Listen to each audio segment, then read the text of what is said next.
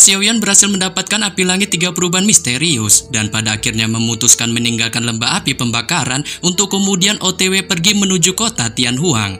Sosok Xiaoyan pun terus melesat terbang menuju kota Tianhuang. Dengan setelah cukup lama melakukan penerbangan, ia pun akhirnya tiba di kota itu dan memutuskan untuk mendarat di luar istana klan Liu. Namun pada saat yang sama ketika Xiaoyan baru saja mendarat di tempat itu, beberapa penjaga di luar pintu gerbang pun bergegas melangkah maju untuk menyambutnya, sembari menanyakan padanya dengan penuh hormat mengenai dirinya yang apakah Tuan Yan Xiao. Saat Xiaoyan pun yang mendengarnya hanya tersenyum menganggukkan kepalanya, tampak mengiyakan pertanyaan dari si penjaga itu, menyebabkan si penjaga itu pun segera memimpinnya untuk bergegas berjalan memasuki wilayah istana, tetapi tak lama baru saja Xiaoyan beberapa langkah berjalan memasuki wilayah istana. Ia pun melihat sosok Liu Qing, Lin Yan, dan beberapa orang lainnya bergegas datang ke arah TKP-nya. Sebelum kemudian Liu Qing pun segera menunjukkan sambutan hangatnya, sembari mengungkapkan rasa leganya melihat Xiaoyan akhirnya kembali lagi ke wilayah istananya, mengingat ia sebelumnya tampak sangat mengkhawatirkan akan kondisinya di wilayah lembah api pembakaran. Menyebabkan Xiaoyan pun hanya menunjukkan senyum tampannya, sembari bilang bahwa kondisinya dalam keadaan baik-baik saja, dengan tak mengalami kendala apapun sewaktu ia berada di wilayah lembah api pembakaran, dan hanya menghabiskan beberapa waktu untuk membantu mereka memperbaiki pil obat. Liu Qing pun kemudian memberitahukan pada Xiaoyan mengenai klan Liu-nya sekarang yang menjadi jauh lebih hidup dan viral disebabkan karena adanya kehadirannya yang merupakan sang alkemis tingkat 7. Saat banyak paksi dari beberapa wilayah berdatangan dengan tujuan untuk memperbaiki hubungan serta menjalin kerjasama dengannya yang merupakan sang Grandmaster Alkemis muda, terlebih lagi mereka juga ingin melihat apakah ia bersedia menjadi tetua kehormatan mereka.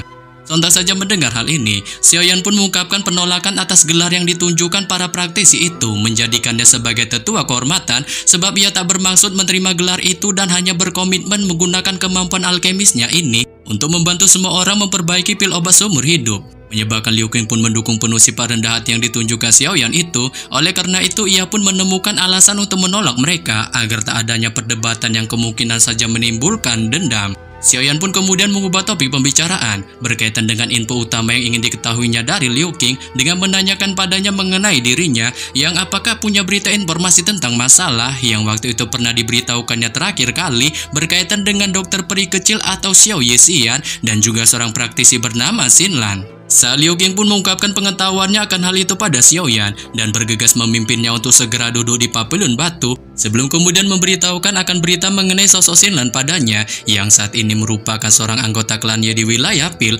dengan memiliki nama lengkap yang disebut sebagai Ye Xin Lan. Mendengar ini Xiaoyan pun spontan tercengang dan menunjukkan rasa penasarannya atas klan yang dimiliki Xin Lan itu dengan kemudian secara kepo menanyakan pada Liu Qing mengenai seperti apa gerangan kekuatan klan Ye itu. Saat Liu Qing pun bilang bahwa klan Ye itu cukup kuat yang paling tidak terlampau jauh dibandingkan klan Liu-nya sendiri, dengan juga mereka bisa dikatakan bukan paksi kaleng-kaleng dikarenakan saat ini mereka menduduki kursi tetua di Menara Pil. Liu Qing pun juga memberitahukan mengenai wilayah Pil yang saat ini dipenuhi dengan segala macam praktisi. Banyak paksi kuat di seluruh benua memiliki cabang di wilayah Pil itu. Namun secara keseluruhan hanya ada 5 klan besar yang terkait dengan Menara Pil dan salah satu diantaranya adalah klan Ye. Tetapi demikian dibalik semua itu, klan Ye saat ini nyatanya telah mengalami penurunan dan dinobatkan sebagai yang terlemah dari 5 klan besar. Bahkan berdasarkan info julid 2 tahun yang lalu, mereka secara menyuramkan telah kehilangan kursi tetua di Menara Pil yang jika hal ini terus berlanjut, kemungkinan mereka akan terus ditetapkan menjadi yang terlemah dari 5 klan besar dan cepat atau lambat bisa saja mereka akan terdepak dari Menara Pil dengan digantikan oleh paksi lainnya. Mendengar hal ini, Xiaoyan pun menunjukkan rasa herannya dengan akhirnya menyadari sebab klan Ye ternyata mengirim Xin Lan ke Akademi Jianan waktu itu dikarenakan situasi klan mereka sudah mencapai tahap di ujung tanduk. Sebelum kemudian ia menanyakan pada Liu Qing mengenai syarat apa yang harus dipenuhi seseorang jika ingin memasuki kursi tetua di Menara Pil itu. Saat Liu Qing pun mengungkapkan kesimpang siurannya mengenai syarat itu. Namun menurut sedikit informasi juli yang pernah didengarnya, jika seseorang praktisi ingin memasuki Menara Pil itu, si praktisi itu haruslah memiliki cukup banyak kontak orang dalam yang kali ini sedang menetap di dalam Menara Pil. Menyebabkan Xiaoyan pun yang mendengarnya menunjukkan pemahamannya atas info yang disebutkan Liu Qing itu. Sebelum kemudian ia pun mengubah topik pembicaraan dan menanyakan pada Liu Qing mengenai dirinya yang apakah memiliki berita yang terkait dengan Xiao Yixian serta apa yang sebenarnya terjadi padanya. Saat Liu Qing pun memberitahukan bahwa Xiao Yixian kali ini namanya telah menjadi viral di seluruh penjuru wilayah dataran tengah dikarenakan tubuh racun menyedihkan yang dimilikinya ternyata telah kambuh lagi, mengakibatkan semua orang di dataran tengah pun merasakan ketakutan yang amat luar binasa sehingga mereka menganggap hal menyeramkan yang dialami sang dokter peri kecil itu adalah bencana yang sangat besar. Menyebabkan Xiao Yan pun yang mendengarnya spontan mengungkapkan kekhawatiran hebat di raut wajahnya, mengingat Xiao Yixian merupakan sang besti wanita yang sangat mempercayainya, dengan ialah satu-satunya biji yang saat ini hanya bisa menyelamatkan hidupnya dari tubuh racun menyedihkannya itu. Sebelum kemudian ia menanyakan pada Liu Qing mengenai di manakah gerangan keadaan dokter peri kecil itu sekarang. Saat Liu Qing pun bilang bahwa ia tak terlalu yakin tentang lokasi keberadaannya. Namun menurut informasi yang beredar, TKP keberadaannya kemungkinan saja masih berada di sekitaran wilayah dataran tengah. Terlebih lagi cukup banyak paksi di wilayah Pil mencari akan sosoknya untuk memperebutkan kemampuan tubuh racun menyedihkan yang diciptakannya untuk dimanfaatkan sebagai senjata mematikan paksi mereka. Dengan di antara paksi-paksi itu, paksi yang sangat antusias mencari akan sosoknya adalah paksi bernama Lembah Sungai Es. Setelah mendengar hal ini, Xiao Yan pun spontan tercengang dengan bertanya-tanya mengenai gerangan lembah sungai es itu. Saat Liu Qing pun menjelaskan berdasarkan hal yang diketahuinya bahwa lembah sungai es itu merupakan sebuah paksi yang selalu sangat tertarik dengan keunikan bahkan kengerian kemampuan seorang praktisi yang kemungkinan saja menurut tebakannya mereka mungkin mencari Xiao Yixian disebabkan mereka sangat tertarik dengan tubuh racun menyedihkan yang dimilikinya. Selain itu, menurut informasi yang diperolehnya, sang dokter peri kecil itu telah melakukan perbuatan taman dengan para ahli lembah sungai es beberapa waktu yang lalu. Ya, meskipun ia akhirnya dapat berhasil melarikan diri, nyatanya ia juga terluka cukup parah sehingga hal itu membuatnya saat ini menghilang tak tahu rimbanya untuk waktu yang lama. Menyebabkan Xiao Yan pun yang mendengarnya sontak memunculkan kemarahan yang membara di raut wajahnya dengan tak menyangka lembah sungai es ini ternyata mencari gara-gara terhadapnya dengan cara barbar mencoba menyenggol Xiao Yixian sehingga mbaknya pun bertekad jika ada sesuatu hal yang menimpa Xiao Yixian akibat ulah dari paksi beku itu, ia pun tak segan-segan akan membumi hanguskan mereka sampai tak tersisa. Melihat keganasan yang kali ini ditunjukkan wajah Xiao Yan, Liu Qing pun hanya bisa secara fokus menatapnya sebelum kemudian menanyakan padanya mengenai gerangan apa yang akan direncanakannya sekarang. Tapi melihat Xiao Yan tampak berniat membalas dendam kepada lembah sungai es, Liu Qing pun segera mengingatkannya untuk mengurungkan niat barbarnya itu, dikarenakan kekuatan lembah sungai es memiliki kekuatan yang setara dengan lembah api pembakaran, yang bahkan mereka juga memiliki kekuatan sedikit lebih tinggi di atasnya. Terlebih lagi mereka banyak memiliki para ahli tingkat tinggi yang kemungkinan saja hal itu dipastikan sangat sulit untuk dihadapi. Tapi di sini Xiao Yan pun menyuruh Liu Qing untuk santuy sebab ia tak berniat secepat itu mengsolo di wilayah lembah sungai es, melainkan ia akan melakukan perjalanan terlebih dahulu ke Menara Pil bertujuan untuk menemui Xinlan yang kemungkinan saja mengetahui beberapa berita informasi tentang Xiao Yixian sebab wanita berkacamata itu sebelumnya telah cukup lama bersama dengan sang dokter peri kecil itu. Adapun kelompok Liu Qing, ia pun memerintahkan mereka yang terbaik untuk tetap tinggal di kota Tianhuang. Mendengar ini, Lin Yan pun segera menyuarakan pendapatnya dengan memohon pada Xiao Yan untuk membiarkan dirinya ikut pergi bersamanya sebab ia memiliki pemahaman luas mengenai seluk-beluk wilayah Pil yang kemungkinan saja dapat membantunya.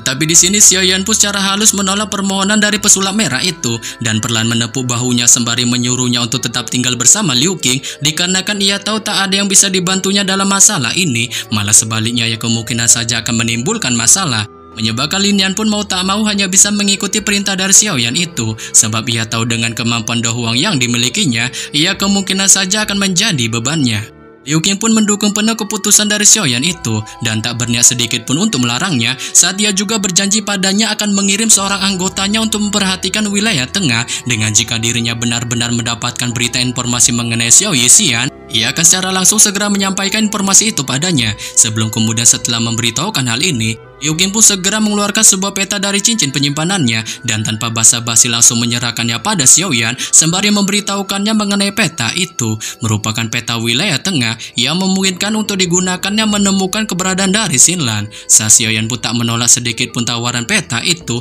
dan tanpa basa-basi segera menerimanya. Dengan setelah Xiaoyan menerima peta itu, Liu Qing pun menanyakan padanya mengenai dirinya yang kapankah bersiap untuk pergi. Saat Xiaoyan pun secara lantang menjawab sekarang, dikarenakan ia harus cepat mungkin menemukan Xinlan dan mendapatkan berita informasi yang berkaitan dengan Xiao Yixian darinya. Menyebabkan Liu Qing pun hanya bisa mengikuti kemauan darinya dan segera memerintahkan salah satu anggotanya untuk mengatur segala hal mengenai lubang cacing untuknya. Dengan setelah memerintahkan anggotanya itu, ia pun mengingatkan Xiaoyan sekali lagi untuk berhati-hati selama perjalanannya di wilayah tengah, sebab di sana merupakan base campnya para praktisi yang begitu merepotkan, dan jikalau ada sebiji orang yang berani menyenggolnya di wilayah itu, ia pun bisa datang kembali ke kota Tianhuang yang meskipun klan Liu-nya bisa dikatakan tak terlalu kuat, kemungkinan saja klannya akan bersatu sekuat tenaga untuk melindunginya. Sebelum kemudian setelah mengingatkan Xiaoyan akan hal ini, Liu Qing pun segera mengajaknya untuk bergegas pergi menuju TKP lubang cacing yang kali ini sudah disiapkan anggotanya di pusat kota Tianhuang. Yang mana pada saat ini, lubang cacing pun perlahan berputar di alun-alun besar di pusat kota Tianhuang dengan gelombang demi gelombang riak spasial yang mengejutkan dipancarkan dari dalamnya. Liu Qing pun kemudian memberikan Xiaoyan perahu perak kecil di depan lubang cacing. Saat Xiaoyan pun segera mengambilnya dan menangkupkan tangannya seraya mengucapkan rasa terima kasihnya. Dengan juga mengungkapkan janjinya akan kembali lagi ke kota Tianhuang ini pasca dirinya berhasil menyelesaikan semua masalah ini. Dengan setelah mengungkapkan janjinya itu, Xiaoyan pun memilih untuk tak menunda lagi perjalanannya ini. Saat segera ia sekali lagi menangkupkan tangannya ke arah Liu Qing dan Lin Yan, dengan pada akhirnya kemudian tanpa basa-basi berbalik melesat masuk ke dalam lubang cacing. Menyebabkan Liu Qing dan Lin Yan pun yang melihatnya hanya bisa melihat kepergian akan sosoknya. Dengan keduanya menyadari bahwa perjalanan Xiaoyan ini kemungkinan besar akan menimbulkan keributan di wilayah tengah. Xiaoyan pun duduk bersila di depan perahu di dalam lubang cacing. Di balik raut ekspresi wajah yang sangat serius, dan ia kali ini mempunyai firasat bahwa perjalanannya ke wilayah tengah ini kemungkinan tidak akan menjadi perjalanan yang dibilang santai.